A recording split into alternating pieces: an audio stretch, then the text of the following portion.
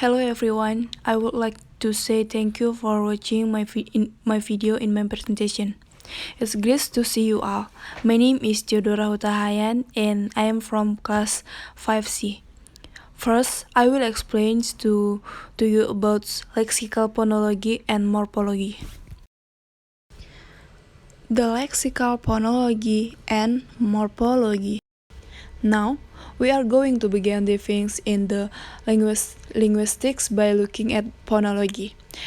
Before we look at the phonology of American Sign Language, let me first give you an understanding what phonology is just based on language in general and specifically.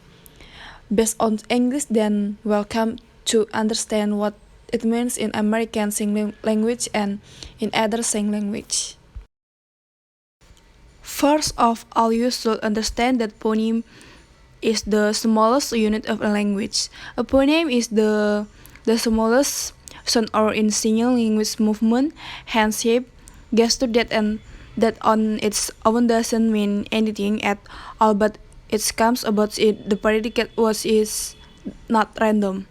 There are specific times when you can use certain units and certain sounds can be used with other sounds. Certain sounds influence other sounds, so that is predicates, but it is not meaningful by itself. It doesn't mean anything, but you can use it to build parts of speech are meaningful. Those parts of speech are called morphs. We are going to look morphology. So let's take a word, the word smaller. Now notice that it is spelled with two LH, but there really only one L sound there. So when we think about the morphemes of smaller, we can see that there are really two parts that have meaning. They're small, which is his words on its own meaning, little or of not much size, and then there are R, which means more than. So smaller ones means more small, like smaller than something. So we can notice that small, that first more point and meaningful unit the means something on its own is made of up of the little parts, the s, the the a and the l, and that on their own don't meaning anything. That s sound doesn't mean anything.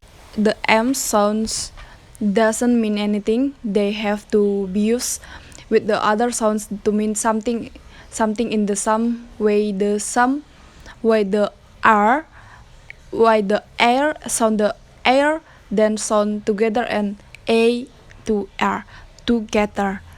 That means something. Let's the phoneme air that means to greet the or more than, but by itself the e and the r don't have meaning. Those are phonemes. Now the phonemes have to organize in predicate words. For example, we don't have any English words that have the phoneme s, m, p, and r, one right after another. Does mean something. It is and the phoneme air the means greater than or more than. But my itself the e and the r don't have meaning. Those are phonemes. Now the phonemes have to be organized in predictable ways. For example, we don't have any English words that have the phoneme s, m, p, and r. We can do that. It's just a rule in English that the sound can go together. That's why we have vowels and between all of the consistent, and in the sum when in ESL we are going to find that there are certain parts of things, hand shapes, movement, facial expressions, palm orientation that don't have any meaning on their own but that are used in the predictor voice, and we are going to call that's the phonetic part of singing, and then we are going find that those parts of the singing can be put together in meaningful ways. They are called morphemes, and then of course of morphemes can be put together in short sentence which will good and the in syntax. Morphology. Morphology is the branch of linguistics and one of the major components of grammar that study word structures, especially in terms of the morphemes. Adjective morphological. Morphology is the study and descriptions of the word's formations as inflection, derivations, compounding in language. Morphology is study of formation of the structure. Free morphemes.